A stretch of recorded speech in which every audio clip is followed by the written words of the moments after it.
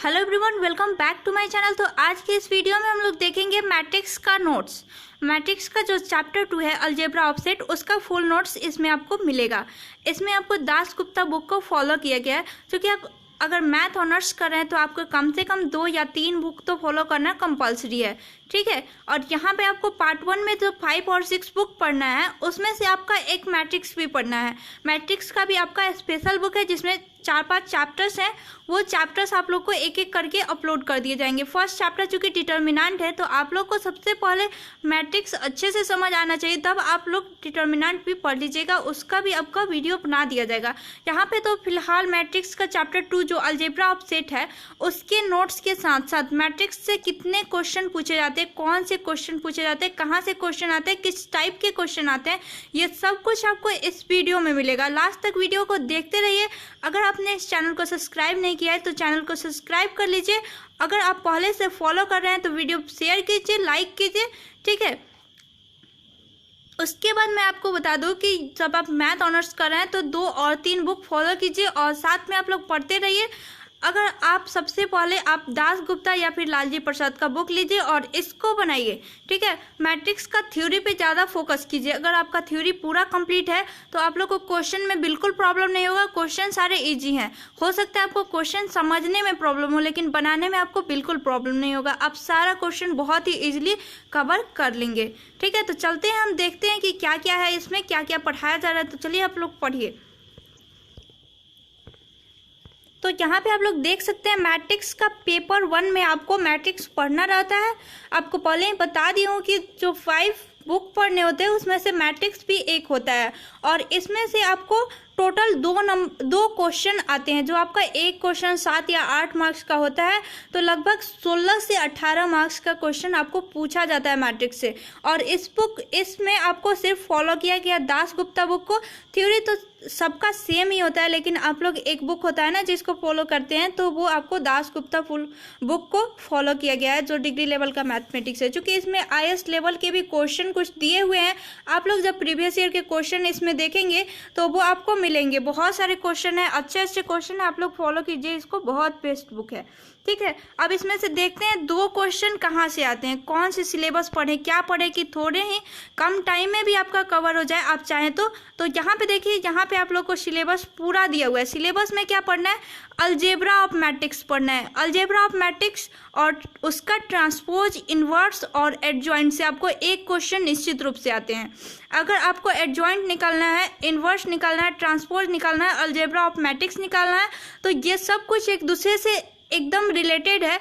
इसमें से आपको एक क्वेश्चन पूछते हैं, इस सब के बारे में आगे डिटेल में बताया जाएगा, ठीक है। तो वीडियो को कंटिन्यू देखते रहिए, वीडियो को स्किप मत कीजिए, ताकि आप लोग का एक भी कंसेप्ट छूटता है ना तो आप क्वेश्चन में आगे बहुत प्रॉब्लम होगा, ठीक है। उसके बाद देखिए यहाँ पे हर्मिशियन, उसके बाद सिमेट्रिक, उसके बाद आपको ऑर्थोगोनल मैट्रिक्स, उसके बाद solution of simultaneous equation by matrix और मैट्रिक्स मेथड, और उसके बाद एलिमेंट्री ट्रांसफॉर्मेशन ऑफ मैट्रिक्स और रैंक ऑफ मैट्रिक्स, ठीक है। इतने सारे टॉपिक करेंगे तब एक क्वेश्चन आपको बनाने को मिलेगा। क्वेश्चन एक ही क्वेश्चन है, लेकिन उसमें आपको 7-8 मार्क्स मिल जा रहे हैं, तो ये तो बोर्ड के एग्जाम से तो बहुत अच्छा है, ठीक है। तो यहाँ पे देखिए, आपको सिर्फ इतने सारे टॉपिक पढ़ने हैं, आपका पूरा 2 क्वेश्चन कंप्लीट हो जाएगा। आपके सिलेबस से सिर्फ 2 क्वेश्चन पूछा जाता है मैट्रिक्स से, ठीक है, अगर आप ऑनर्स वाले हैं तो। और अगर आपने सब्सिडी या फिर जनरल में मैथ लिया है तो वो आपको इसके कुछ बेसिक क्वेश्चन नहीं आते, बेसिक डिफिनीशन टाइप का, या शॉर्ट में पूछते का ऑर्डर ऑफ मैट्रिक्स, एडजॉइंट निकालना, इनवर्स निकालना। यहाँ पे जो फर्स्ट क्वेश्चन का फर्स्ट पार्ट है, इतने से ही आपको काम चल जाएगा, ठीक है। या फिर रैंक ऑफ मैट्रिक्स, उसके बाद एलिमेंट्री ट्रांसफॉर्मेशन ऑफ मैट्रिक्स। इतने सारे टॉपिक आप कवर कर लेंगे तो जिनका भी जनरल है, सब्सिडी है, उनका कंप्लीट हो जाएगा, ठीक है। तो ये वीडियो दोनों देख सकते हैं, जिनका ऑनर्स है, और वो भी देख सकते हैं जिनका सब्सिडी या फिर जनरल है। आइए आगे देखते हैं। अब यहाँ पे देखिए मैट्रिक्स का शॉर्ट नोट से राइटिंग अच्छा नहीं हो तो कोई बात नहीं, आप लोग बस समझ लीजिए, इसको नोट कर लीजिए कॉपी पे, साथ में नोट्स बनाते रहिए ताकि आपको एग्ज़ाम के टाइम में हेल्प मिले। क्योंकि किसी और के नोट्स पढ़ के आप एग्ज़ाम टाइम में अच्छा परफॉर्म नहीं कर सकते, लेकिन अगर खुद का नोट्स हो तो आपको ज़्यादा बेटर फील होता है, उस पर आप लोग ज़्यादा कंफर्टेबल होते हैं और उसको ज़्यादा अच्छे से पढ़ लेंगे। ठीक है, तो यहाँ पे देखिए मैट्रिक्स को डिनोट किससे किया जाता है, तो यहाँ पे बिग ब्रैकेट, ठीक है, बिग ब्रैकेट होता है, उससे आप लोग मैट्रिक्स, उसके भीतर आप लोग उसके एलिमेंट को लिखते हैं, मैट्रिक्स का ये सिंबल होता है। या फिर डबल बार यहाँ पे, ठीक है, ये डबल लाइंस आपको मैट्रिक्स का सिंबल होता है। अगर सिंगल बार यहाँ पे वन बार अगर लाइन खींचते हैं तो वो क्या होगा, वो डिटर्मिनेंट हो जाता है, लेकिन वही डबल लाइन कर देंगे तो वो मैट्रिक्स का सिंबल हो जाता है। यहाँ पे स्मॉल डबल ब्रैकेट वाली लाइन जो होती है वो भी आपको मैट्रिक्स को डिनोट करती है। अब देखिए यहाँ पे डिफिनेशन देखिए, डिफिनेशन में क्या दिया है, rectangular area of mn number written in a specific symbol having no definite value is known as matrix. अब देखिए यहाँ पे rectangular area of mn number, ठीक है, m और n कोई यहाँ पे नंबर्स है, उसको एक स्पेसिफिक सिंबल के साथ यहाँ पे डेफिनेट वैल्यू के साथ लिखा गया है, उसको हम लोग क्या बोलेंगे, मैट्रिक्स बोलेंगे। जैसे यहाँ पे एग्जांपल के लिए देख सकते हैं, यहाँ पे ये एक मैट्रिक्स का सिंबल है, इसके अंदर आप लोग कुछ एलिमेंट्स लिख सकते हैं। ठीक है, इसमें ऑर्डर होता है और रो ऑर्डर होता है, जो यहाँ पे देखिए रो और कॉलम के टर्म में लिखा जाता है। mn मतलब m रो और n कॉलम होता है, जो आगे आपको समझाया जाएगा इसी वीडियो में, तो आप लोग देखते रहिए। ठीक है, अब यहाँ पे देखिए row of matrix, row of matrix किसको कहते हैं।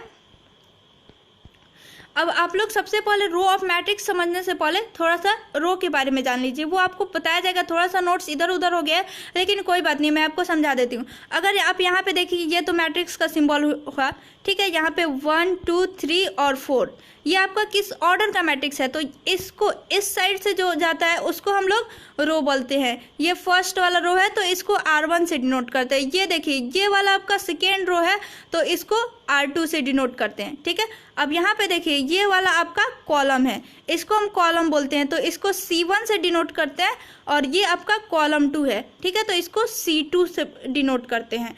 अब यहाँ पे देखिए अब कितना रो है, तो सबसे पहले यहाँ पे 1 और 2 रो है, तो यहाँ पे 2, और फिर इसको मल्टीप्लाई नहीं, आप क्रॉस पढ़ेंगे, 2 क्रॉस, और फिर यहाँ पे देखिए कितना कॉलम है 2, तो ये किस ऑर्डर का मैट्रिक्स है, तो इस मैट्रिक्स का ऑर्डर क्या होगा, 2 क्रॉस 2। ठीक है, तो यहाँ पे देखिए ये आपका रो होता है, जो भी हॉरिजेंटल लाइन होती है उसको रो बोलते हैं, और जो वर्टिकल लाइन्स होती है उसको कॉलम बोलते हैं। अब यहाँ पे देखिए दिया हुआ है row of matrix. Row of matrix किसको बोलते हैं, number written in horizontal known as row of matrix. जब हम किसी भी सिंबल, मैट्रिक्स के एक सिंबल के बीच में कुछ नंबर्स लिखते हैं तो वो रो और कॉलम के टर्म में आ ही जाते हैं। ठीक है, तो वो नंबर्स जो भी आपको रो के टर्म में लिखा गया है उसको हॉरिजेंटल बोला जाता है। देखिए यहाँ पे जैसे आपको पहले समझाया गया है कि इसको हम लोग R1 बोलते हैं, इसको R2 बोलेंगे, ऐसे ही जितना होगा R3 R4 जितना एलिमेंट होगा रो में हॉरिजेंटल में, उसको हम लोग R1 R2 से डिनोट करेंगे। ये आपका R1 means first row, R2 means second row, अगर R3 रहेगा तो वो आपका थर्ड रो हो जाएगा। आप लोग इसको तो 12th में अच्छे से पढ़े होंगे तो आप लोग को ज़्यादा समझ में आ ही गया होगा। अब यहाँ पे देखिए ज़्यादा समझाने की इतना बेसिक ज़रूरत नहीं है, क्योंकि मैट्रिक्स तो हर किसी का स्ट्रांग होता है। अब यहाँ पे देखिए कॉलम ऑफ मैट्रिक्स, तो कॉलम ऑफ मैट्रिक्स में क्या दिया हुआ है, number written in vertical known as column of matrix. अब जो भी यहाँ पे वर्टिकल में जो नंबर्स है वो आपका कॉलम है। यहाँ पे देखिए फर्स्ट वाले को C1 से डिनोट किया है, सेकेंड को C2 से, और थर्ड वाले को C3 से डिनोट किया गया है। C1 means first column, C2 means second column, और C3 मीन्स थर्ड कॉलम होता है। ठीक है, तो ये तो आपको अच्छे से समझ में आ गया होगा। अब ऑर्डर देखते हैं। ऑर्डर ऑफ मैट्रिक्स भी आपको पहले ही बता दी हूँ, फिर भी आपको यहाँ पे देख लीजिए, थोड़ा सा डिफिनीशन भी है। ये सारा आपको अगर मतलब क्वेश्चन ऑनर्स वालों के लिए तो नहीं पूछता, लेकिन ये जानना जरूरी होता है, क्योंकि क्वेश्चन जो होता है वो लैंग्वेज टाइप से होता है, तो वो आपको सॉल्व करने में आसानी होगा अगर आप ऑर्डर, रो और कॉलम अच्छे से पहचानते हैं तो। ठीक है, तो यहाँ पे देखिए order of matrix, A matrix having m row and n column is known as matrix of order m cross n। ठीक है, यहाँ पे देखिए जो भी आपका m रो को किससे डिनोट किया गया, m से, और कॉलम को n से, तो यहाँ पे m क्रॉस n। तो इसमें देखिए m का वैल्यू क्या है 2 और n का वैल्यू क्या है 3। तो यहाँ पे देखिए कॉलम जो आपका दिया हुआ है वो आपको n को डिनोट करता है। n कितने कॉलम है तो C1 C2 C3, ठीक है। तो यहाँ पे 3 कॉलम है तो वो n इज इक्वल टू यहाँ पे क्या हो जाएगा 3 और m इज इक्वल टू क्या हो जाएगा, ये आप लोग कमेंट बॉक्स में बताइए। यहाँ पे मैं बता देती हूँ कि m इज इक्वल टू 2 हो जाएगा। तो इस मैट्रिक्स का ऑर्डर क्या होगा 2 क्रॉस 3, ठीक है। अब आपको एक मैट्रिक्स मैं देती हूँ उसका ऑर्डर आप लोग बताइएगा।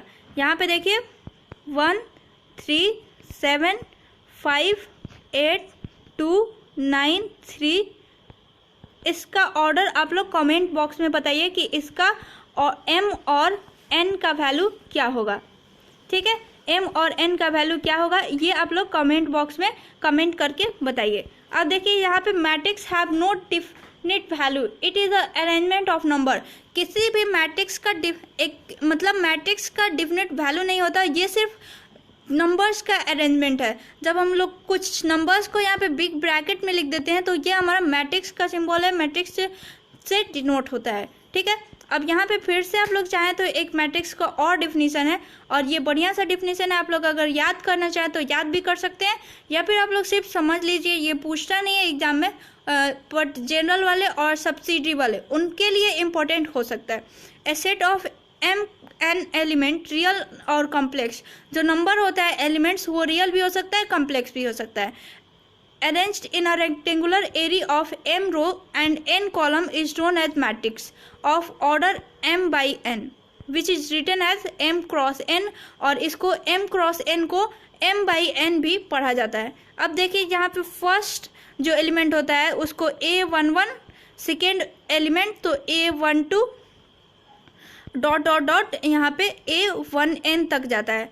अगर इनफाइनाइट हो, यहाँ पे फाइनाइट नहीं है, an तक जाएगा। अब इसमें n का वैल्यू पुट करते जाइए, जो भी आपका, जैसे यहाँ पे फर्स्ट आपका कॉलम है तो लास्ट में 1 आएगा। फर्स्ट रो में सबका a1, ठीक है। फर्स्ट एलिमेंट m का वैल्यू क्या होगा 1 ही होगा। फिर सेकेंड रो में यहाँ पे देखिए m का वैल्यू क्या है 2 है, हर जगह 2 है। और उसके बाद यहाँ पे m कॉलम में, mth कॉलम में यहाँ पे m का वैल्यू क्या होगा m ही लिखेंगे। यहाँ पे देखिए फर्स्ट वाले में 1 1 1, कॉलम की जगह क्या है 1 है। सेकेंड कॉलम में कॉलम की जगह क्या है 2 है, सब में 2 है। और nth में क्या होगा, सब में n होगा, ठीक है। तो वही लास्ट में आपको m क्रॉस n मिलता है। ऐसे अगर आप चाहें तो एक मैट्रिक्स बना के देख लीजिए, ठीक है। अब यहाँ पे देखिए इसको किस टर्म में, किस तरीके से हम एक्सप्रेस करेंगे मैट्रिक्स को। तो it can also be expressed in the form A is equal to, A की कोई मैट्रिक्स को डिनोट करता है और ए आई जे, आई क्या है, आई कॉलम को, आई रो को डिनोट करता है और जे कॉलम को, आयत रो और जेथ कॉलम। यहाँ पे आई क्या, आई किसको डिनोट करता है, ये आपका रो को डिनोट करता है। आई किसको डिनोट करता है, रो को। और जे किसको डिनोट करता है, ये आपको कॉलम को डिनोट करता है, ठीक है। तो where A I J is the element of the ith row and jth column. यहाँ पे तो बिल्कुल एकदम डिटेल में नोट्स है तो वो आप लोग पढ़ के समझ जाइएगा, फिर भी बता दे रहे हैं कुछ। और यहाँ पे देखिए application of matrix in mathematics. तो मैथमेटिक्स में आपसे अगर कोई पूछ देता है कि आप ऑनर्स कर रहे हैं तो आप लोग बताइए कि मैट्रिक्स का कहाँ कहाँ यूज कर सकते हैं। तो अगर आप कंप्यूटर में यूज कर सकते हैं, कंप्यूटर जो ग्राफिक होता है उसमें यूज होता है, ग्राफ थ्योरी में यूज होता है, स्टैटिस्टिक में यूज होता है, ठीक है। यही सब कुछ चीज़ें हैं जिसमें आपको मैट्रिक्स का यूज होता है। अब आगे देखिए row of matrix. Row matrix किसको बोलेंगे, तो यहाँ पे टाइप ऑफ मैट्रिक्स में हम लोग आ गए। अब कितने टाइप के मैट्रिक्स होते हैं तो ये सारा इंपॉर्टेंट है, ये सारे से क्वेश्चन आ सकता है टाइप ऑफ मैट्रिक्स से।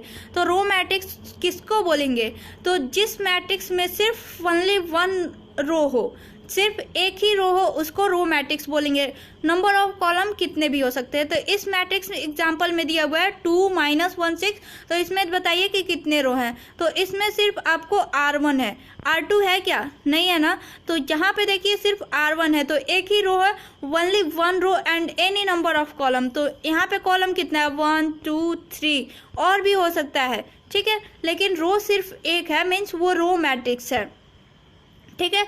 रो मैट्रिक्स को यहाँ पे रो वेक्टर भी बोला जाता है। यहाँ पे एक और एग्जांपल है -4 और 7, ये आप लोग देख लीजिए। तो matrix with 1 row and 1 column also called vector. तो जिस मैट्रिक्स के पास 1 रो और 1 कॉलम होता है उसको हम लोग वेक्टर्स भी बोलते हैं। इसमें अगर रो मैट्रिक्स का कोई ऑर्डर पूछता है तो डायरेक्ट बोलेगा 1 × n होता है, m का वैल्यू हमेशा 1 होगा। रो वाला पार्ट आपको क्या होगा? 1 होगा, एक ही रो मिलेगा रो मैट्रिक्स में। वैसे ही कॉलम मैट्रिक्स में आपको क्या होगा?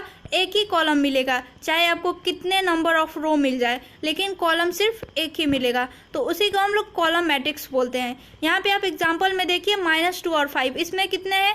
कॉलम कितना है? तो ओनली C1 है, लेकिन रो कितना है? R1 R2 है। इसमें रो कितना है? R1 R2 R3 है, लेकिन कॉलम कितना है? C1, ओनली 1 है, ठीक है। तो इसका ऑर्डर क्या होगा? n × 1। यहाँ पे n का वैल्यू कितना, रो का वैल्यू कितना हो सकता है, लेकिन कॉलम का वैल्यू सिर्फ 1 होगा। तो यहाँ पे कॉलम मैट्रिक्स को कॉलम वेक्टर भी बोलते हैं, ठीक है। और इसका ऑर्डर याद रखिएगा, कोई भी पूछ सकता है कि कॉलम मैट्रिक्स का ऑर्डर क्या होता है। तो कॉलम मैट्रिक्स का ऑर्डर जो होता है n × 1 होता है और रो मैट्रिक्स का 1 × n होता है। आगे देखते हैं। तो यहाँ पे देखिए एक और डिफिनीशन है, रेक्टेंगुलर मैट्रिक्स किसको कहते हैं। तो यहाँ पे सबसे पहले स्क्वायर मैट्रिक्स देखना चाहिए, कोई बात नहीं, रेक्टेंगुलर मैट्रिक्स समझिए।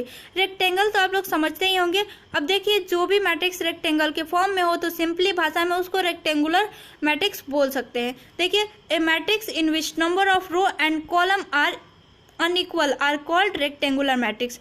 अब देखिए यहाँ पे अगर रो ये जो होता है, समझ लीजिए कि ये जो एक बॉक्स बनाया, 2 बॉक्स बनाते हैं, ठीक है। अगर ये यहाँ पे इसका चारों साइड अगर इक्वल हो तो इसको क्या हम लोग रेक्टेंगल बोलेंगे? नहीं बोलेंगे, इसको स्क्वायर बोलेंगे। तो अगर यहाँ पे जो भी एलिमेंट है, मतलब नंबर ऑफ रो और नंबर ऑफ कॉलम इक्वल हो जाए तो वो क्या होगा? आपको स्क्वायर मैट्रिक्स हो जाएगा। अगर और जिसमें आपका जैसे रेक्टेंगल के लिए क्या होता है, यहाँ पे आमने सामने की भुजा जो होता है, आमने सामने का साइड इक्वल होता है, लेकिन यहाँ पे अगल बगल का जो साइड होता है वो अनइक्वल होता है। तो वैसे ही रो और आपका कॉलम, जो रो होगा और कॉलम आपका अनइक्वल होना चाहिए। चाहे कॉलम बड़ा भी हो सकता है नंबर में और रो आपका छोटा भी हो सकता है, या रो भी बड़ा हो सकता है, कॉलम छोटा हो सकता है, ठीक है, लेकिन अनइक्वल होना चाहिए। तो वो आपको रेक्टेंगुलर मैट्रिक्स कहलाता है। तो इसका डिफिनीशन देखिए, a matrix in which number of row and column are unequal called rectangular matrix. So a matrix of order m × n is said to be rectangular if m is not equal to n. m क्या है? Number of रो है और n column है। तो m is not equal to n, तो उसको क्या बोलेंगे? Rectangular matrix. यहाँ पे एग्जांपल देख सकते हैं, इसमें 2 रो है और यहाँ पे देखिए 3 कॉलम है, ठीक है। तो 2 × 3, तो यहाँ पे 2 इज नॉट इक्वल टू 3, तो ये क्या हुआ? हमारा रेक्टेंगुलर मैट्रिक्स है। अगर यहाँ पे देखिए 2 = 2, अगर ये हो जाएगा तो ये क्या होगा? तो ये एक स्क्वायर मैट्रिक्स हो जाएगा। अब देखते हैं स्क्वायर मैट्रिक्स क्या होता है। तो आपको पिछले एग्जांपल से मतलब आप लोग रेक्टेंगुलर मैट्रिक्स से समझ गए होंगे कि स्क्वायर मैट्रिक्स किसे कहते हैं। तो number of row is equal to number of column हो जाए, ठीक है, इसमें तो उसको क्या बोलेंगे? स्क्वायर मैट्रिक्स बोलेंगे। इसमें देखिए कि रो कितना है? 2 है और कॉलम भी 2 है, तो 2 × 2 का है, यहाँ पे 2 = 2 हो गया है, तो ये आपका स्क्वायर मैट्रिक्स है। यहाँ पे 3 = 3 हो गया है, ये 3 × 3, इस मैट्रिक्स का ऑर्डर क्या होगा? 3 × 3, नंबर ऑफ रो 1 2 3 और कॉलम 1 2 3, ठीक है। तो ये भी आपका 3 × 3 का मैट्रिक्स है, मतलब ये आपका स्क्वायर मैट्रिक्स है। आगे देखिए डायगोनल मैट्रिक्स किसे कहते हैं। तो डायगोनल मैट्रिक्स किसे कहते हैं? A square matrix all of whose non diagonal elements are 0 and at least 1 diagonal element is non 0 is called यहाँ पे डायगोनल मैट्रिक्स। तो कम से कम एक एक जो डायगोनल एलिमेंट होना चाहिए वो नॉन जीरो होना चाहिए, बाकी सब जीरो होना चाहिए, तो उसको यहाँ पे डायगोनल मैट्रिक्स बोलते हैं। ठीक है, देखिए डायगोनल मैट्रिक्स किसको बोलते हैं, कोई भी स्क्वायर मैट्रिक्स होना चाहिए। डायगोनल मैट्रिक्स मतलब वो स्क्वायर मैट्रिक्स होगा ही। ठीक है, अब यहाँ पे देखिए डायगोनल मैट्रिक्स का ये जो डायगोनल किसको बोलते हैं, जैसे रेक्टेंगल में डायगोनल कितने होते हैं, एक ये डायगोनल हो सकता है, एक ये डायगोनल हो सकता है। तो यहाँ पे देखिए ये डायगोनल हो सकता है, ये डायगोनल हो सकता है। तो सिंपली हमारा मतलब क्या होता है, ये डायगोनल से होता है। तो सिंपली हमारा मतलब जो होता है वो इस डायगोनल से होता है। तो यहाँ पे देखिए डायगोनल मैट्रिक्स किसको बोलते हैं, तो जिसके सिर्फ ये डायगोनल के जो एलिमेंट है वो नॉन जीरो होना चाहिए, बाकी सारे एलिमेंट आपका जीरो हो तो उसको हम लोग डायगोनल मैट्रिक्स बोलते हैं। यहाँ पे एग्जांपल दिया हुआ है, आप लोग देख सकते हैं। उसके बाद नल मैट्रिक्स किसको बोलते हैं, जिसके सारे एलिमेंट ही जीरो हो। तो all elements are zero is called null matrix. The matrix which all elements are zero is called null matrix, या फिर इसको जीरो मैट्रिक्स भी बोलते हैं। ठीक है, ये कितने ऑर्डर या कितने भी ऑर्डर का कैसा भी ऑर्डर हो, बस सारा एलिमेंट जीरो हो तो उसको जीरो मैट्रिक्स बोल दीजिए, या फिर नल मैट्रिक्स बोल दीजिए। नल मतलब क्या होता है, कुछ भी नहीं, खाली है, एम्प्टी है। तो जीरो का वैल्यू भी क्या होता है, कुछ नहीं। तो यहाँ पे देखिए क्या हुआ, नल मैट्रिक्स इसको बोलते हैं। अब देखिए यूनिट मैट्रिक्स क्या होगा। यूनिट मैट्रिक्स को एक और नाम से जाना जाता है, उसको आइडेंटिटी मैट्रिक्स के नाम से भी जाना जाता है। यूनिट मैट्रिक्स को आइडेंटिटी मैट्रिक्स के नाम से भी जाना जाता है। A diagonal matrix all of whose diagonal element are unit, it is unity, it is denoted by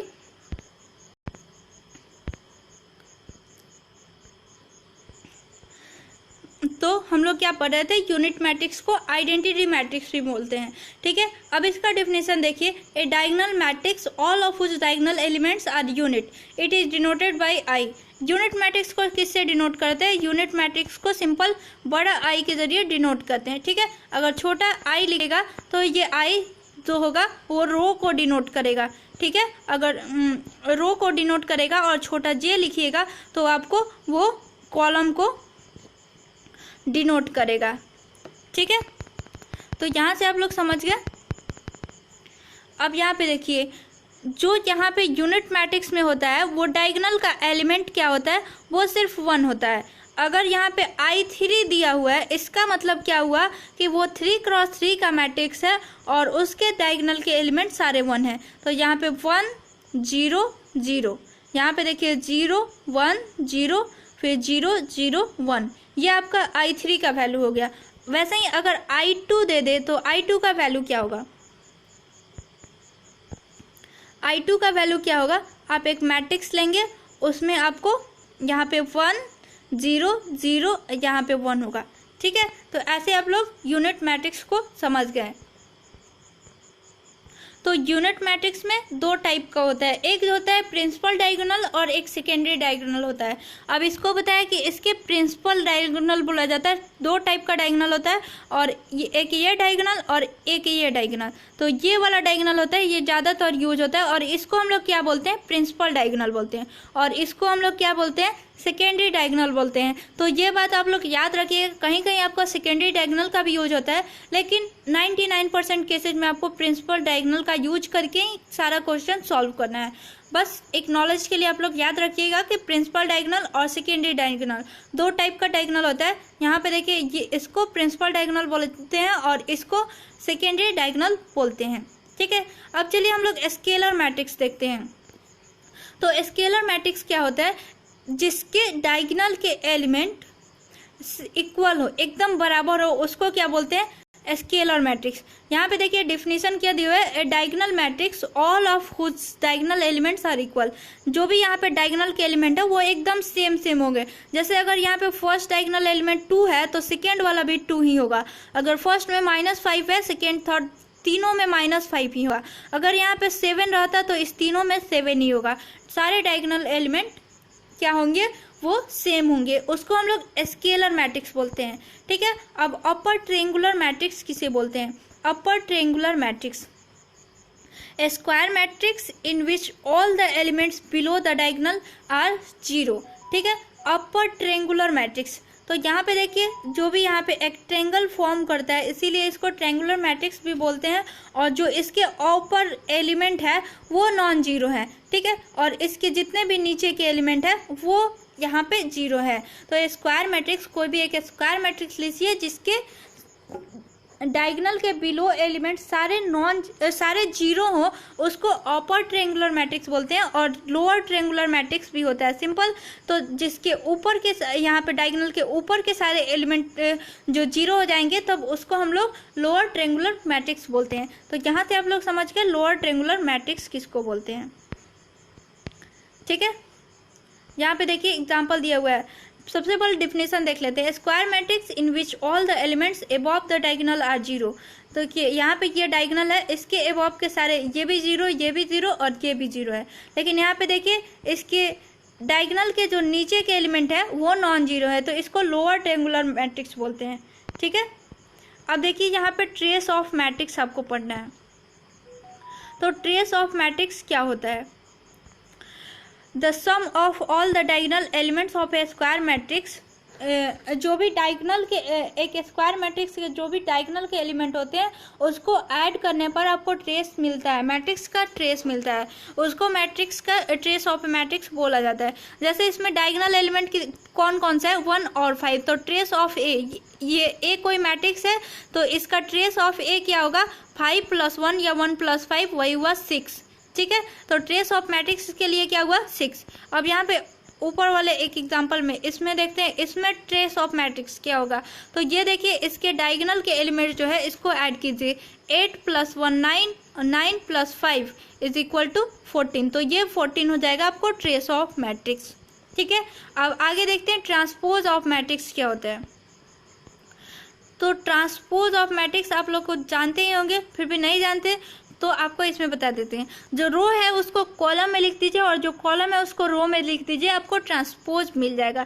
तो ट्रांसपोज ऑफ मैट्रिक्स क्या है, interchanging of row and column. When we change row into column and column into row, then we can say that this matrix are called this matrix are transpose of first matrix. यहाँ पे देखिए ए कोई matrix है 1 2 -3 और 5, इसको transpose बनाना है तो क्या बनाएंगे, ये फर्स्ट रो है और ये आपका सेकेंड रो है, R1 R2, ठीक है। अब इसका ट्रांसपोज लिखना है तो ये 1 और आपका 1 मिनट 1 और -3, 1 और -3 है तो यहाँ पे 1 और -3, ये आपका रो है उसको हमने कॉलम में लिख दिया, रो को हमने कॉलम में लिख दिया, ठीक है। अब ये आपका सेकेंड रो में क्या है 2 और 5, तो इसको कॉलम लिख के 2 और 5। यहाँ पे देखिए ए का ट्रांसपोज क्या दिया हुआ है 1 2 -3 और 5, 1 2 -3 और 5।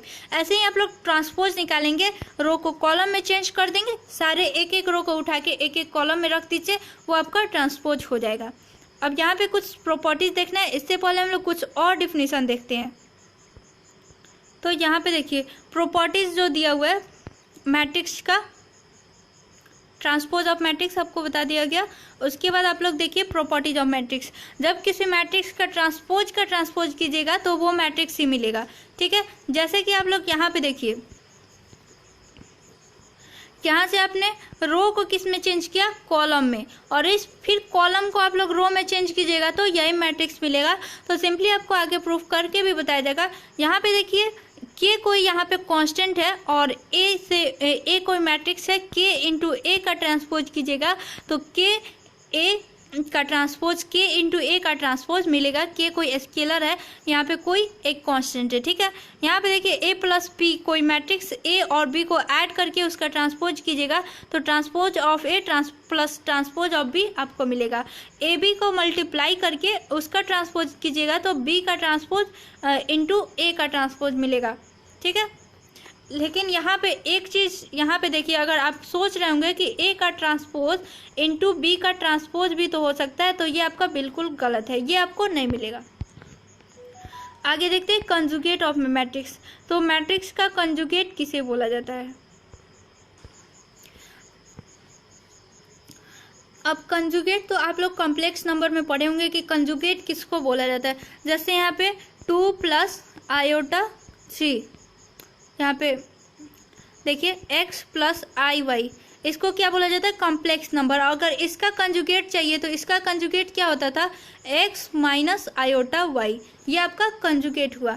मतलब यहाँ पे जो प्लस का साइन है उसको माइनस में चेंज कर दीजिए, अगर माइनस है तो ये प्लस में चेंज कर दीजिए, सिंपली इसी को हम कंजुगेट बोलते हैं। अब यहाँ पे देखिए क्या है कि जो इसके 1 है तो ये तो कॉम्प्लेक्स नंबर नहीं है, यहाँ पे 8 है ये भी कॉम्प्लेक्स नंबर नहीं है, लेकिन 1 प्लस 4i ये कॉम्प्लेक्स नंबर के फॉर्म में ज़रूर है। तो ये कॉम्प्लेक्स नंबर के फॉर्म में है, तो यहाँ पे 1 प्लस 4i है, तो इसका कंजुगेट क्या होगा, 1 माइनस 4i होगा। यहाँ पे देखिए माइनस आई का कंजुगेट क्या होगा, सिंपली i होगा। ठीक है, तो इसके जो भी कॉम्प्लेक्स नंबर वाले एलिमेंट होंगे उसको कंजुगेट ऑफ मैट्रिक्स में उसके कंजुगेट वाले कोरेस्पॉन्डिंग एलिमेंट्स लिख दिए जाएंगे, तो वो आपका कंजुगेट ऑफ मैट्रिक्स मिल जाएगा। ठीक है, इसको जो भी मैट्रिक्स होता है उसके ऊपर एक बार लगा देंगे तो वो आपका कंजुगेट को डिनोट करेगा। अब देखिए transpose conjugate of A matrix. अब इसमें देखिए इसमें क्या होता है, जो आपको ट्रांसपोज निकालना तो आप लोग सीख लिए हैं, जो भी रो होता है उसको कॉलम में लिख दीजिए तो वो आपका ट्रांसपोज मिल जाता है उस मैट्रिक्स का। कंजुगेट भी आप लोग जानते हैं कि उसके कोरेस्पॉन्डिंग मतलब जो भी होता है प्लस होगा कॉम्प्लेक्स नंबर में तो माइनस कर दीजिएगा, और माइनस है तो प्लस कर दीजिएगा, तो वो आपका कंजुगेट हो जाएगा। तो सिंपली यहाँ पे एक एग्जांपल ए मैट्रिक्स दिया हुआ है 1 प्लस 5i 4 प्लस 2i 7 और 3 माइनस 2i। इसका यहाँ पे ट्रांसपोज ऑफ कंजुगेट निकालना है, तो ट्रांसपोज निकालिए सबसे पहले। तो इसका ट्रांसपोज निकालेंगे तो 1 यहाँ पे जो भी रो है उसको आप लोग कॉलम में चेंज कीजिए। तो कॉलम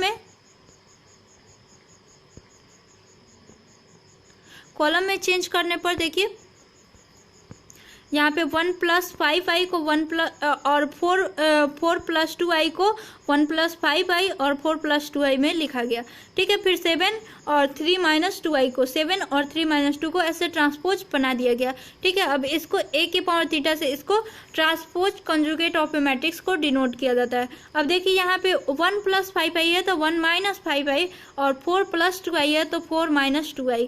फिर यहाँ पे देखिए 3 माइनस 2i है तो माइनस का क्या हो जाएगा, प्लस हो जाएगा उसका कंजुगेट। तो यही आपको transpose conjugate of A matrix है। अब देखिए डिटर्मिनेंट ऑफ ए मैट्रिक्स, किसी मैट्रिक्स का डिटर्मिनेंट कैसे निकालेंगे, तो आप लोग को तो ये आता ही होगा, 12th में आपने पढ़ा ही होगा डिटर्मिनेंट कैसे निकालते हैं। अब यहाँ पे थोड़ा सा देख लीजिए डिटर्मिनेंट ऑफ ए मैट्रिक्स में क्या है। जो भी यहाँ पे सपोज कर लीजिए एक मैट्रिक्स है, उसका एलिमेंट 1 2 5 और 7 है, तो डिटर्मिनेंट क्या होगा, तो डिटर्मिनेंट के लिए ये मैट्रिक्स का सिंबल है और डिटर्मिनेंट का सिंपल डबल लाइन होता है। ठीक है, तो उसमें इस एलिमेंट को लिख दिया गया और फिर इसके यहाँ पे जो भी डायगोनल एलिमेंट्स होते हैं एक दूसरे के उससे मल्टीप्लाई किया जाता है। जैसे इसके यहाँ पे डायगोनल 1 का डायगोनल 7 है और 2 का डायगोनल 5 है, तो 7 इंटू 1 और बीच में माइनस का साइन होता है और 2 इंटू 5 10, तो 7 माइनस 10 क्या होगा, -3। तो ये हो गया डिटर्मिनेंट ऑफ ए।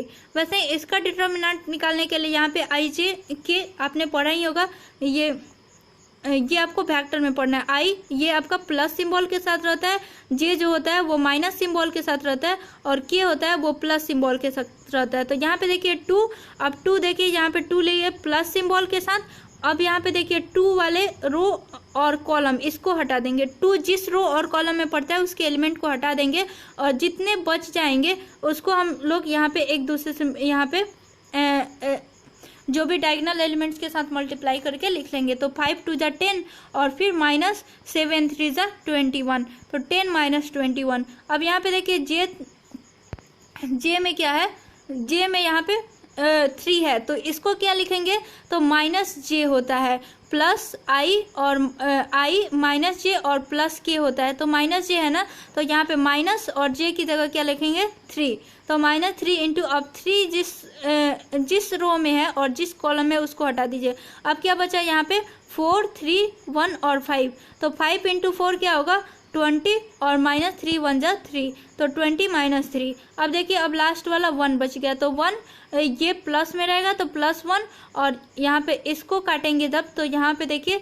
7 4 जा 28 और -2 1 जा 2, यहाँ पे देखिए इसको जब कैलकुलेट करेंगे तो -47 आपका आंसर आएगा। तो यही आपका डिटर्मिनेंट निकालने का तरीका होता है। इस तरीके से आप लोग डिटर्मिनेंट निकाल सकते हैं। अब देखिए सिंगुलर मैट्रिक्स तो आप लोग पहले ही पढ़ चुके हैं। Square matrix A is called singular if इस डिटर्मिनेंट इज इक्वल टू 0। अगर किसी स्क्वायर मैट्रिक्स को सिंगुलर मैट्रिक्स तभी बोलेंगे जब उसका डिटर्मिनेंट क्या होगा, उसका डिटर्मिनेंट 0 होगा। अगर नॉन सिंगुलर मैट्रिक्स किसको बोलेंगे, जिसका डिटर्मिनेंट 0 नहीं हो। ठीक है, अगर कोई मैट्रिक्स लेते हैं जिसका डिटर्मिनेंट यहाँ पे देखिए 2 5 और यहाँ पे देखिए 5 2। ठीक है, तो इसका ये कोई मैट्रिक्स ए ले लिया। ठीक है, अब इसका डिटर्मिनेंट जब आप लोग निकालिए डिटर्मिनेंट ऑफ 2 5 यहाँ पे 2 5, तो इसका क्या होगा 5 2 ज़ा 10 और -5 2 ज़ा 10। तो ये आपका इक्वल टू 0 हो गया ना, तो ये आपका सिंगुलर मैट्रिक्स में आएगा। अगर यहाँ पे 6 ले लिया जाता तो 2 6 ज़ा यहाँ पे 12 -10, तो यहाँ पे आपको 2 आ जाता जो नॉट इक्वल टू 0 है, तो ये आपका नॉन सिंगुलर मैट्रिक्स में होगा। ठीक है, तो आप लोग को सिंगुलर और नॉन सिंगुलर मैट्रिक्स समझ में आ गया होगा। ठीक है, अब हम लोग आगे देखते हैं।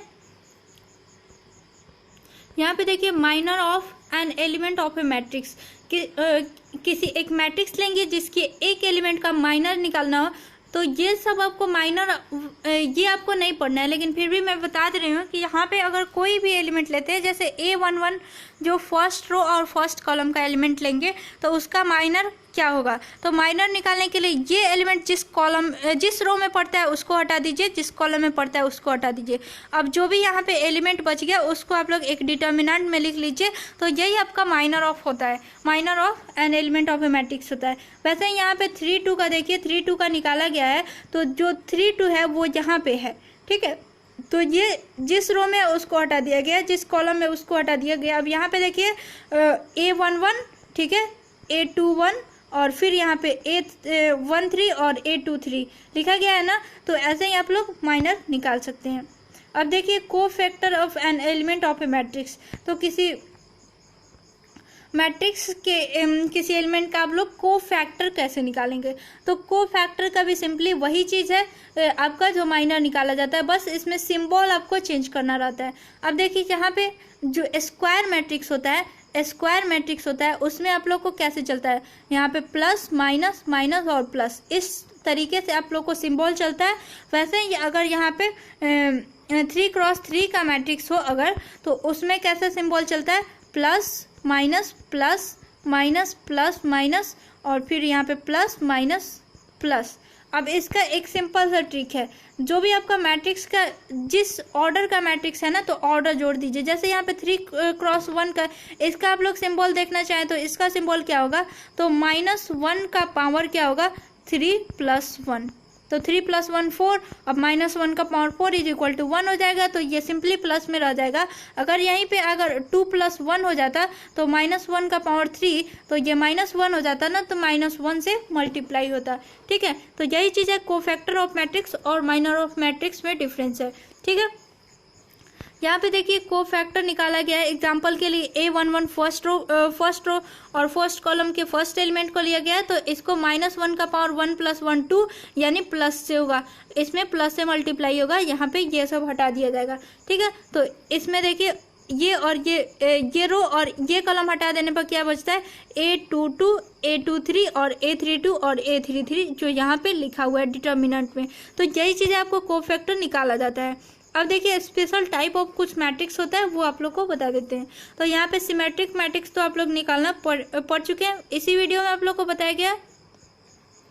अब देखिए स्क्यू सिमेट्रिक क्या होता है, तो स्क्यू सिमेट्रिक इसमें बता देते हैं। तो स्क्यू सिमेट्रिक मैट्रिक्स क्या होता है, जब आप लोग एक मैट्रिक्स का क्या ट्रांसपोज निकालते हैं, वो अगर माइनस में आ जाए तो वो उसका स्क्यू सिमेट्रिक मैट्रिक्स होता है।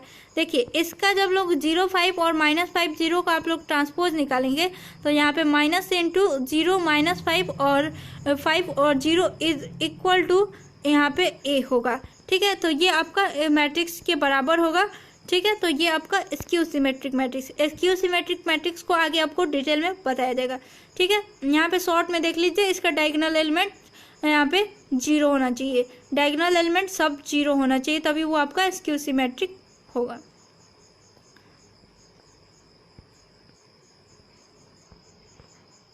अब देखिए एग्जाम्पल से समझते हैं कि स्क्यू सिमेट्रिक मैट्रिक्स क्या होता है। जैसे यहाँ पे कोई मैट्रिक्स ले लिया, ए एक मैट्रिक्स है 0 5 -5 और 0, तो इसको हम लोग कैसे समझेंगे कि ये हमारा स्क्यू सिमेट्रिक है कि नहीं है। ठीक है, तो सबसे पहले इसका हम लोग ट्रांसपोज निकालेंगे। ठीक है, इसका ट्रांसपोज यहाँ पे ए की पावर टी ऐसे करके डिनोट किया जाता है। तो क्या होगा, यहाँ पे इस रो को कॉलम में तो 0 5 0 5 और -5 और 0। अब देखिए जहाँ पे ये हो गया, अब इसमें से माइनस कॉमन ले लीजिए, तो माइनस कॉमन लेने पर क्या हो जाएगा 0 +5, ये प्लस है तो -5 और 0। तो ये हमारा इसमें से माइनस कॉमन लेने पर minus into A is equal to, इसको -a लिख सकते हैं। ठीक है, या फिर यहाँ पे ट्रांसपोज का माइनस ए का पावर टी। ठीक है, ट्रांसपोज का माइनस हो जाए तो यहाँ पे देखिए सबसे पहले क्या लिया था, ए लिया था, और उससे हमें क्या हुआ आया माइनस ऑफ ए का ट्रांसपोज। तो ये हमारा क्या हुआ, इसी को हम लोग स्क्यू सिमेट्रिक मैट्रिक्स बोलते हैं। किसी मैट्रिक्स का अगर ट्रांसपोज करके यहाँ पे माइनस ऑफ उसका ट्रांसपोज आ जाए तो ये जो होगा ये स्क्यू सिमेट्रिक मैट्रिक्स होता है। अब देखिए यहाँ पे हर्मिशन मैट्रिक्स क्या होता है, तो जो भी यहाँ पे पिछले भी थोड़ा देर पहले ही बताया है कि इसके जो कम्प्लेक्स यहाँ पे कम्प्लेक्स टर्म होते हैं उसको उसकी कंजुगेट के टर्म में चेंज कर दिया जाता है, तो उसी को हर्मिशन मैट्रिक्स बोला जाता है। देखिए यहाँ पे 1 + 2i है तो 1 - 2i, 1 - 2i है तो 1 + 2i। यहाँ पे देखिए ये इसके ट्रांसपोज में चेंज किया गया, सॉरी देखिए यहाँ पे 2 और 1 + 2i, तो इसको कॉलम में चेंज किया गया, फिर इस रो को इसके कॉलम में चेंज किया गया और फिर इसका ट्रांसपोज यहाँ पे कर दिया गया। 1 - 2i को 1 + 2i और 1 + 2i को 1 - 2i, तो ये आपका सिंबल है हर्मिशन मैट्रिक्स का। आगे देखते हैं स्क्यू हर्मिशन मैट्रिक्स क्या होता है। तो वही चीज़ आपको जो भी हर्मिशन मैट्रिक्स होता है उसको स्क्यू में चेंज करना, उसका माइनस आ जाए। यहाँ पे जो भी मैट्रिक्स होगा, जो भी एक मैट्रिक्स लेंगे उसका ट्रांसपोज करेंगे, उसका यहाँ पे हर्मिशन मैट्रिक्स निकालेंगे और फिर उसको माइनस उसमें से कॉमन करेंगे। अगर ये इस मैट्रिक्स के बराबर हो गया, ये इस मैट्रिक्स के बराबर हो गया, तो वो आपका माइनस ऑफ दिस मैट्रिक्स हो गया, minus of transpose of this, तो ये आपका स्क्यू हर्मिशन मैट्रिक्स कहलाएगा। आगे देखते हैं ऑर्थोगोनल मैट्रिक्स क्या होता है। तो ऑर्थोगोनल मैट्रिक्स को आपको सिंपली किसी भी मैट्रिक्स को उसके ट्रांसपोज से गुना करने पर, अगर उसके ट्रांसपोज को उससे गुना करने पर ये सब इक्वल आता है, तो उसको, और वो सारे इक्वल किसके आते हैं, आइडेंटिटी मैट्रिक्स, आई डिनोट किसको करता है, आइडेंटिटी मैट्रिक्स, उसके इक्वल आते हैं, तो ऑर्थोगोनल मैट्रिक्स को बोला जाता है। यहाँ पे यूनिटरी मैट्रिक्स में देखिए, यहाँ पे कोई मैट्रिक्स को उसके हर्मिशन मैट्रिक्स से गुना करने पर वो अगर इक्वल टू आई के इक्वल आ जाए तो उसको यूनिटरी मैट्रिक्स बोला जाता है। ऑर्थोगोनल मैट्रिक्स के लिए उसके transpose A inverse is equal to transpose होना चाहिए, और A inverse is equal to जब यहाँ पे हर्मिशन मैट्रिक्स के इक्वल होगा तो वो यूनिटरी मैट्रिक्स हो जाएगा। ठीक है, आईडी पोटेंट मैट्रिक्स क्या होता है, जब A² इज इक्वल टू किसी भी मैट्रिक्स को उसी मैट्रिक्स से गुना करने पर वो उस फर्स्ट वन मैट्रिक्स के इक्वल आ जाए तो वो आईडी पोटेंट मैट्रिक्स होता है। मतलब स्क्वायर करने पर फिर से वही मैट्रिक्स आना चाहिए, ठीक है, कुछ चेंज नहीं होना चाहिए, तो उसको आईडी पोटेंट मैट्रिक्स बोलते हैं। अब यहाँ पे पीरियोडिक मैट्रिक्स, ये आपको नहीं पढ़ना है, लेकिन यहाँ पे देख लीजिए, अगर किसी मैट्रिक्स का पावर k+1 हो, कोई भी एक मैट्रिक्स ले लिया, ठीक है, उसके यहाँ पे k की जगह कोई भी वैल्यू हो सकता है 1 2 3, ठीक है, उसमें 1 ऐड करने पर अगर वो मैट्रिक्स a के बराबर ही आ जाए, k कोई भी पॉजिटिव इंटीजर है, ठीक है, उस मैट्रिक्स के बराबर हो जाए तो उसको पीरियोडिक मैट्रिक्स बोलते हैं। अगर किसी भी मैट्रिक्स का पावर k मतलब k कोई यहाँ पे कोई भी पॉजिटिव इंटीजर लेने पर वो अगर 0 के बराबर आ जाए तो नल मैट्रिक्स आ जाए तो उसको नील पोटेंट मैट्रिक्स कहते हैं। ठीक है, अब नील सिंह आपको समझ में आ रहा होगा, नील मतलब कुछ नहीं होता है, तो वही नील या नल, सिंपल बात है। तो आप लोग समझ गए होंगे कि नल मैट्रिक्स, ठीक है। अब देखिए इनवॉलेंट्री मैट्रिक्स किसको बोला जाता है? जब भी किसी मैट्रिक्स को उसी मैट्रिक्स से गुना करने पर आपको आइडेंटिटी मैट्रिक्स मिले, मतलब किसी भी मैट्रिक्स का स्क्वायर करने पर आइडेंटिटी मैट्रिक्स मिले, यूनिट मैट्रिक्स मिले, तो वो आपको इनवॉलेंट्री मैट्रिक्स कहलाता है। यूनिट मैट्रिक्स क्या होता है? वो इनवॉलेंट्री मैट्रिक्स कहलाएगा, ठीक है। अब यहाँ पे देखिए हॉरिजॉन्टल मैट्रिक्स, ये आपको नहीं बताया गया, यहाँ पे थोड़ा सा छूट गया तो यहाँ पे 80 नंबर से, ये 10 आपका स्पेशल टाइप में आ गया है। और यहाँ पे देखिए 80 नंबर। हॉरिजॉन्टल मैट्रिक्स किसको बोला जाता है? तो जिसमें भी नंबर ऑफ रो जो होगा वो लेस देन होगा नंबर ऑफ कॉलम से, उसको हॉरिजॉन्टल मैट्रिक्स बोलते हैं। इसमें रो देखिए R1, R2, ये R3, ठीक है। कॉलम 1, कॉलम 2, कॉलम 3 और कॉलम 4। तो इसमें कितना है? रो 3 है, कॉलम 4 है, तो ये हॉरिजॉन्टल मैट्रिक्स होगा। यस, क्योंकि नंबर ऑफ रो क्या होना चाहिए? लेस होना चाहिए। रो लेस है, 3 इज लेस देन 4, इसलिए ये हॉरिजॉन्टल मैट्रिक्स होगा। जिसमें भी नंबर ऑफ रो क्या होगा? कॉलम से जो भी लेस होगा उसको हॉरिजॉन्टल मैट्रिक्स बोलेंगे। और वर्टिकल मैट्रिक्स किसको बोलेंगे? जिसमें नंबर ऑफ रो क्या होगा? नंबर ऑफ कॉलम से ज़्यादा होगा, उसको वर्टिकल मैट्रिक्स बोलेंगे। यहाँ पे आप लोग एग्जांपल देख लीजिए। अब देखिए प्रिंसिपल डायगोनल और सेकेंडरी डायगोनल, ये आपको पीछे ही बता चुके हैं कि इसको प्रिंसिपल डायगोनल बोलते हैं, और इसको प्रिंसिपल डायगोनल, और इस वाले डायगोनल को हम लोग सेकेंडरी डायगोनल। जो ऊपर से नीचे की तरफ आएगा उसको प्रिंसिपल डायगोनल, जो नीचे से ऊपर जाएगा वो उसको सेकेंडरी डायगोनल बोलते हैं, ठीक है। आइडेंटिटी और यूनिट मैट्रिक्स का यहाँ पे एक और डिफिनीशन है, आप लोग वही याद कीजिए, कोई भी याद कीजिए, कोई फर्क नहीं पड़ता है, सब इक्वल है, ठीक है। तो a square matrix in which element of principal diagonal is unit और rest element zero known as identity matrix. मतलब सिर्फ प्रिंसिपल डायगोनल एलिमेंट ही आपको नॉन जीरो होना चाहिए, बाकी सारा जीरो होना चाहिए, तो उसको आइडेंटिटी या यूनिट मैट्रिक्स बोला जाता है, ठीक है। मतलब आपका डायगोनल एलिमेंट 1 1 के फॉर्म में होना चाहिए। स्क्वायर मैट्रिक्स किसको बोला जाता है? जिसका ith रो और jth कॉलम इक्वल हो, i is equal to j हो जाए, उसको स्क्वायर मैट्रिक्स बोला जाता है। Number of row is equal to number of column, इसी को बोलते हैं, ठीक है। यहाँ पे देखिए I2 का 2 क्रॉस 2 का मैट्रिक्स है, तो ये आपका स्क्वायर मैट्रिक्स है। 3 क्रॉस 3 का मैट्रिक्स है, तो ये भी आपका स्क्वायर मैट्रिक्स है। आगे देखिए डायगोनल मैट्रिक्स। अब डायगोनल मैट्रिक्स किसको बोलते हैं? तो a square matrix in which element of principal diagonal are non zero. जो भी प्रिंसिपल डायगोनल के एलिमेंट हो वो नॉन जीरो, उसको डायगोनल मैट्रिक्स बोलते हैं, और बाकी सारे एलिमेंट जीरो होना चाहिए, वो आपका डायगोनल मैट्रिक्स कहलाता है, ठीक है। यहाँ पे आप लोग एग्जाम्पल देख सकते हैं।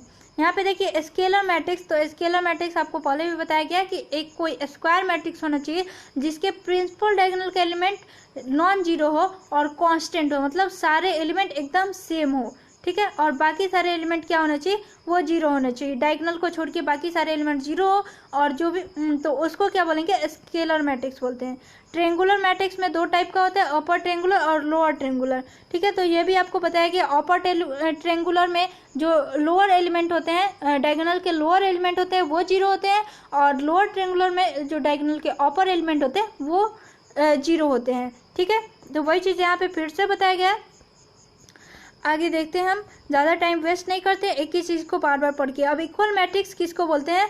जिसमें नंबर ऑफ एलिमेंट, मतलब ऑर्डर भी सेम हो और एलिमेंट भी सेम हो, ठीक है, तो वो आपको इक्वल मैट्रिक्स बोला जाता है।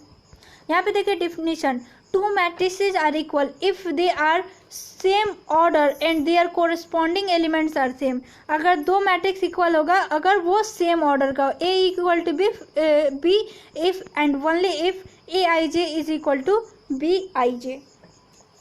अब यहाँ पे देखिए A कोई मैट्रिक्स है और B कोई मैट्रिक्स है। ये आपका 2 क्रॉस 2 का मैट्रिक्स है, 2 क्रॉस 3 का मैट्रिक्स है, तो इसका ऑर्डर सेम है नहीं है, तो ये पहले ही आप लोग बोल सकते हैं कि ये इक्वल मैट्रिक्स नहीं है। यहाँ पे देखिए ये 2 क्रॉस 2 का मैट्रिक्स है, और ये मैट्रिक्स जो है 2 क्रॉस 2 का है। यहाँ पे मैट्रिक्स A और C, देखिए इसका ऑर्डर सेम है। अब कोरिस्पॉन्डिंग एलिमेंट भी चेक करेंगे। यहाँ पे फर्स्ट रो फर्स्ट कॉलम का एलिमेंट 3 है, मैट्रिक्स सी में भी फर्स्ट रो फर्स्ट कॉलम का एलिमेंट 3 है। यहाँ पे मैट्रिक्स ए में भी फर्स्ट रो सेकेंड कॉलम का एलिमेंट 4 है, और इस मैट्रिक्स सी में भी फर्स्ट रो सेकेंड कॉलम का एलिमेंट 4 है। अब देखिए मैट्रिक्स ए में भी यहाँ पे 5 है सेकेंड रो फर्स्ट कॉलम, और मैट्रिक्स सी में भी सेकेंड रो फर्स्ट कॉलम का एलिमेंट 5 है। फिर मैट्रिक्स ए में भी जो सेकेंड रो सेकेंड कॉलम का एलिमेंट 6 है, और मैट्रिक्स सी में भी सेकेंड रो सेकेंड कॉलम का एलिमेंट 6 है। तो ये आपका ए इज इक्वल टू सी हो जाएगा। लेकिन यहाँ पे ए और बी इक्वल नहीं है, क्योंकि इसका ऑर्डर भी सेम नहीं है और एलिमेंट भी सेम नहीं है। ठीक है, तो आप लोग समझ गए इक्वल मैट्रिक्स किसको बोलते हैं। अब multiplication of matrix bye scalar, अब किसी कांस्टेंट से किसी मैट्रिक्स में मल्टीप्लाई करना हम लोग देखते हैं। तो गाइज अब रहने देते हैं, अब नेक्स्ट वीडियो में फिर से स्टार्ट करेंगे, क्योंकि थोड़ा ज़्यादा बोलने की वजह से गला भी फंस रहा है। अब बाद में नेक्स्ट वाला जो पार्ट 2 वीडियो आएगा उसमें आपको multiplication of matrix bye scalar, उसमें आपको सारा थ्योरी कंप्लीट कर दिया जाएगा।